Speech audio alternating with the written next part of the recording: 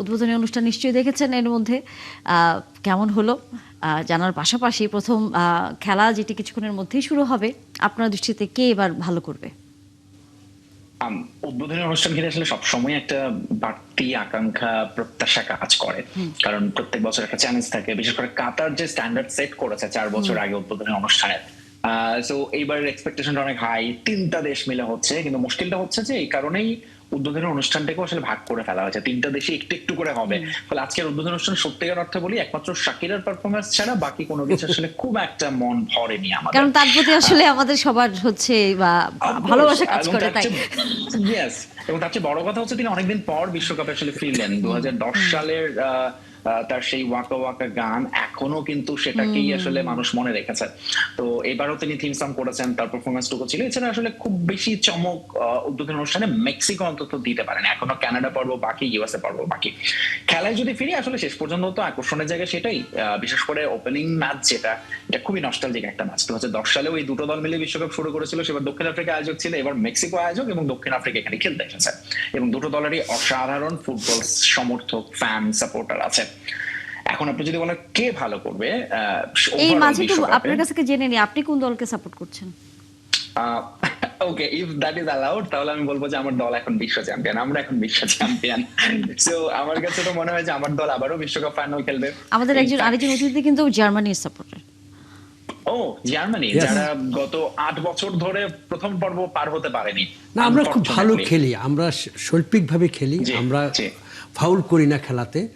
তো সুতরাং সেই হিসাবে আপনি বলতেই পারেন যে ফাউল ছাড়া যদি কোনো একটা দল থাকে যারা ফাউল করে খেলে না, সেটা হচ্ছে জার্মানি।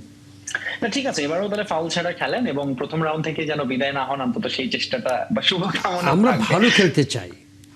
যদিও দেখেন, আপনার এই কথাটা আমার মনে হয় একটা ভালো, এখানে কিন্তু এবার ডিবেটও আছে ওয়ার্ল্ড কাপে, সেটা হচ্ছে ইউরোপ এবং লাতিন দুটো ফুটবলের আসলে সাধারণত বিশ্বকাপ তারাই ঘুরে ফিরে যেতে, যেটা এখন ইউরোপ ডমিনেট করছিল, কিন্তু আর্জেন্টিনা সেই ডমিনেশনে ভাগ বসিয়েছে গত বিশ্বকাপে। এবং এবারেও মনে করা হচ্ছে যে লাতিনের দিকেই পাল্লাটা ভারী। যদিও স্পেন, জার্মানি, ইংল্যান্ড তারা তো থাকবে ফেভারিটের তালিকায়, স্টিল এবারে যেহেতু খেলাটা আমেরিকায় হচ্ছে, ফলে আর্জেন্টিনা বা ব্রাজিল ইভেন বা অন্য যে কোনো লাতিনের দল হতে পারে, কলম্বিয়া, উরুগুয়ে, তারাও কিন্তু একটা চমক দেখাতে পারে এবারের বিশ্বকাপে। না, বিশ্বকাপ এদিকে চলে আসবে, ইউরোপের দিকে চলে আসবে, কারণ কখনো সবসময় দেখবেন যে আপনি যেদিকে হয় তার অপোজিটে চলে আসে।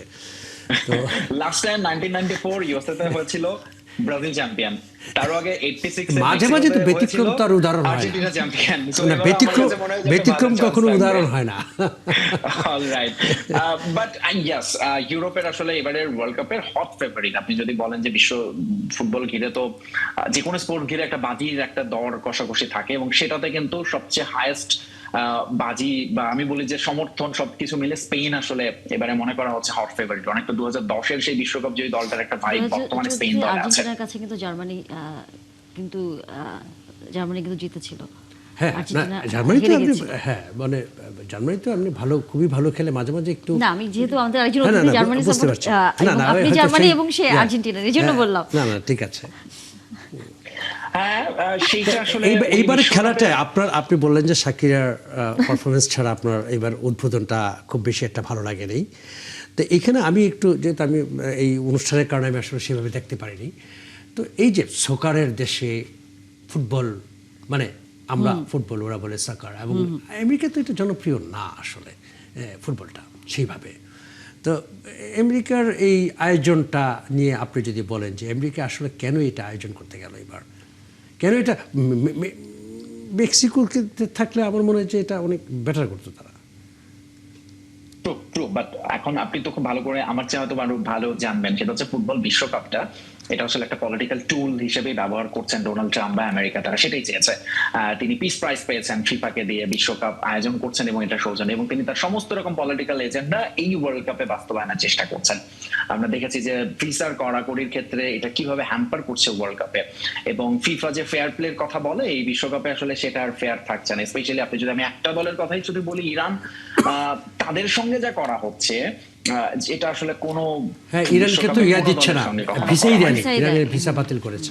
ইরানের কোনো সমর্থকের ভিসা নেই, এবং যারা যারা যুক্তরাষ্ট্রের ভিসা নিষেধাজ্ঞার তালিকায় আছে তাদের প্রত্যেকের সঙ্গে আসলে এই প্রবলেমটা ইভেন অনেকে এয়ারপোর্ট থেকে ফেরত পাঠানো যায়। একজন বিশ্বকাপের ম্যাচ অফিসিয়াল, আম্পায়ার, রেফারি, তিনি তাকে বিমানবন্দরে অনেকক্ষণ জিজ্ঞাসাবাদ করে ফেরত পাঠিয়ে দেওয়া হয়েছে, উল্টো তাকে যুক্তরাষ্ট্রে ঢুকতে দেওয়া হয়নি, যেগুলো মানে এগুলো খুবই আনফরচুনেট ইভেন্ট। এবং এটা পুরো বিশ্বকাপটা জুড়েই মনে হয় আমরা এই ধরনের ঘটনাগুলো দেখবো, যেটা যুক্তরাষ্ট্রে এই ধরনের ঘটনা আরো ঘটবে বলে আমার মনে হয়।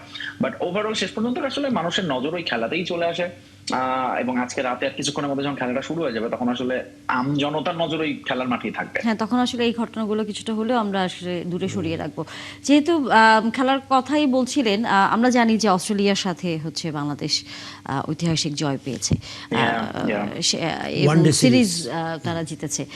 এটি একটি নিশ্চয়ই অন্যরকম, কারণ বিশ্ব চ্যাম্পিয়নকে হারানো নিজের দেশে, এই রেকর্ড তো আসলে আমাদের খুব একটা তেমন গর্ব করে বলার মতো জায়গাটা অনেক কম, সেখানে আবার অস্ট্রেলিয়া।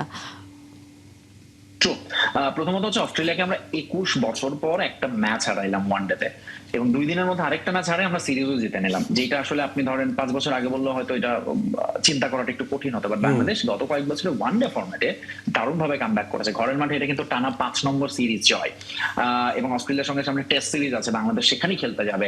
এবং অস্ট্রেলিয়া সাধারণত বাংলাদেশের সঙ্গে দ্বিপাক্ষিক সিরিজ খেলে না, বাংলাদেশকেও ডাকে না, তারাও বাংলাদেশে খেলতে আসে, নানান অজুহাতে ট্যুর বাতিল করে, বা এবারও দেখেন তাদের কি প্লেয়ার অনেকেই আসেননি। তো এই জিনিসগুলো থেকে এবার অস্ট্রেলিয়া একটা টনক নড়বে বলে আমার ধারণা। বাংলাদেশ ঘরের মাটিতে তাদের প্রতিপত্তি বা প্রভাব বেশ ভালোভাবে প্রমাণ করতে পেরেছে, কিন্তু সেটি যেন এই প্রভাবটি আসলে বাইরের দেশের মাটিতে যেন বাংলাদেশ করতে পারে, আমরা সেই প্রত্যাশাতেই থাকি। আমরা আসলে তারপরে সেই প্রত্যাশাতে থাকবো, এই আশা আসলে আপনারা ছাড়তে চান। অনেক ধন্যবাদ ফয়সাল তিতুমির, কথা হবে আবারও নিশ্চয়ই খেলার কোনো বিষয় নিয়ে, আজকে সময় দিয়েছেন। এবং একসাথে ধন্যবাদ জুবাইর বাবু, আপনাকেও নিশ্চয়ই আবারও আগামীতে রাজনৈতিক এবং অনেক বিষয় নিয়ে হয়তো কথা হবে আপনার সাথে। ধন্যবাদ, আজকে সময় দিয়েছেন।